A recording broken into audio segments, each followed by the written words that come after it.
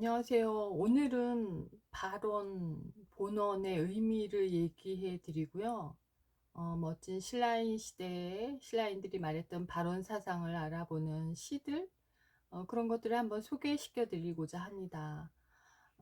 본언과 발언에 대해서 지난 시간에 48대 서원을 얘기해 드렸지만, 본언과 발언에 대해서도 한번 언급한 적이 있어요. 다시 한번 말씀을 드리자면, 본언은 불보살들이 중생을 제도하기 위해서 세운 서원입니다.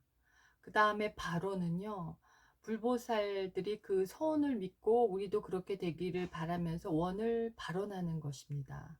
바라는 것이죠. 약간의 차이가 있죠. 그런데 이거를 이제 쉽게 얘기하자면요, 본어는 불보살들이 중생을 제도하기 위해서 세운 서원인데, 어떤 입장이냐면요, 자식이 원하면 무엇이든지 들어주기를 원하는 부모의 입장과도 같은 것이 본원이라고 한다면, 발언이라고 하는 거는요, 그 부모에게 이를 들어달라고 원하는 자식의 입장과 같은 것을 발언이라고 합니다. 그래서 그러한 약간의 차이가 있습니다. 그래서 정토론에서 그 가제라는 분이 있어요. 생물 연도는 미상이지만 한 620년도에 있었던 분이라고 얘기를 하는데, 그분은 어떻게 발언을 얘기하시냐면요, 발언은 석가모니께서 정토로 보내주실 것을 원하거나 혹은 아미타께서 와서 맞이해 주실 것을 원하면서, 또는 정토에서 누니기를 원하거나 영원히 그러니까 어머니 뱃속에 들어가서 신체를 받아서 태어나는 일이 없기를 바라기를 원할 때, 그때 이제 발언이 들어간다는 거죠. 그래서 임종시, 또 안온하기를 원하거나, 내가 죽을 때 고통받지 않고 편안하게 갈 수 있길 원하거나, 또 바른 생각이 앞에서 드러나기를 또 원하거나, 또 여러 마음에 따라서 이런 원하는 것을 할 때 이것을 발언이라고 한다, 이렇게 얘기합니다. 그래서 그분의 말에 우리가 얼마나 발언이라는 것이 어떠한 입장인가를 잘 알 수 있습니다.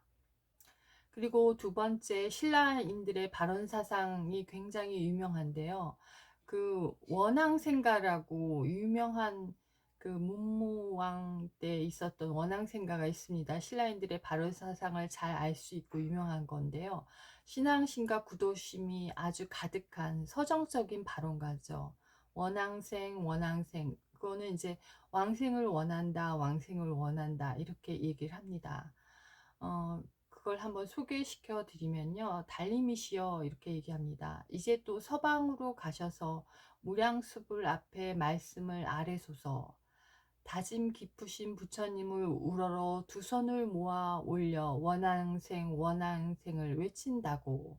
그러니까 원앙생은 왕생을 원합니다, 왕생을 원합니다, 이렇게 외친다고, 이렇게 말하는 거죠. 그래서 그리워하는 사람 있다고 살해소서.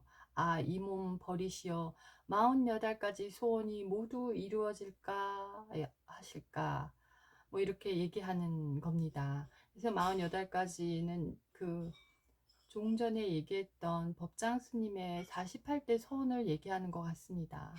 그래서 이 미타신앙의 본질은 믿음과 발언, 실천이 다 함께 갖춰져야 된다, 이렇게 얘기하기도 하죠.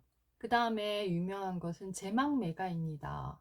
그 신라인들은 그 정토 사상에 굉장히 심도 있게 이렇게 신앙심이 그쪽에 뿌리를 많이 박혀 있는 것들이 많았던 것 같아요. 그래서 시들도, 그 서정시가 아주 제망매가 마음을 딱 울리는 시들이 있고, 저 세상과 이 세상에서 그리워하는 사람들, 그 다음에 내가 그곳에 갔을 때, 저 세상으로 갔을 때 이렇게 발언하는 거, 그런 것들을 아주 시에 절절하게 잘 녹아져 있죠. 그래서 참 그 불교도들이 이곳에서, 이러한 신앙에서 참 많은 위안을 받는 것 같습니다. 월명사가 죽은 누이 동생의 제를 올리면서 읊은 이 유명한 제망매가는 아주 유명하죠. 그래서 그 동생에 대해서 한 시입니다. 삶과 죽음의 길은 여기 있으니 두려워지고 나는 간다는 말도 못다 이루고 어찌 가는가. 그 누이 동생이 가서 이렇게 이제 애절하게 부르는 시 같습니다. 어느 가을 이른 바람에 여기저기 떨어지는 낙엽잎처럼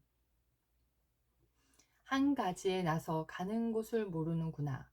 예전에 고등학교 때인가 이 시가 있었던 것을 제 기억하는데, 그때도 굉장히 애절했던 것 같아요. 그러니까 한 부모에서 난 그 자매래도 이렇게 가는 길이 다르는구나. 이렇게 얘기하는 것 같아요. 그래서 미타 차례서 만날까나 도 닦으며 기다리련다. 곧 만나자. 뭐 이런 어, 신 것 같습니다. 그래서 산자가 죽은 자의 왕생을 빌어 산자의 공덕에 의해 왕생한다는 논리가 있으면서 이 정토 사상에서는 그 순수한 차력 신앙이 돋보이는 작품이다, 이렇게 생각이 됩니다. 그 다음에 도천수 관음가라는 게 있어요. 경덕왕 때 있는데, 이거는 관세음보살의 원력과 위신력을 나타내는 것이라고 이렇게 얘기하면서 순수한 중생의 묻고 청정하고도 한 점의 의심도 없는 발언문이다, 이렇게 또 얘기하는 것도 있고요.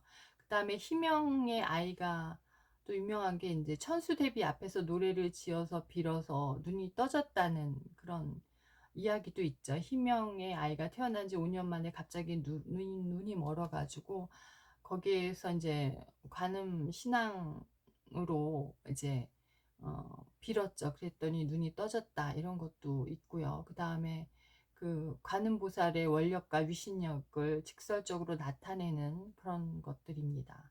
그래서 관음신앙은 사실상 우리가 병고에 시달리거나 자식을 구하고자 할 때 지극정성으로 빌면 들어주는 무조건적인 신앙이다, 이렇게 얘기를 하고, 정토신앙 같은 것은 그 원앙생가처럼 우리의 그 가고자 하는 다음의 세상에서 편안하고 안락하고 고통 없이 풍족하게 그 세계에서도 잘 지내기를 원하는 그 신앙적인 차이가 있다, 이렇게 말할 수 있을 것 같습니다.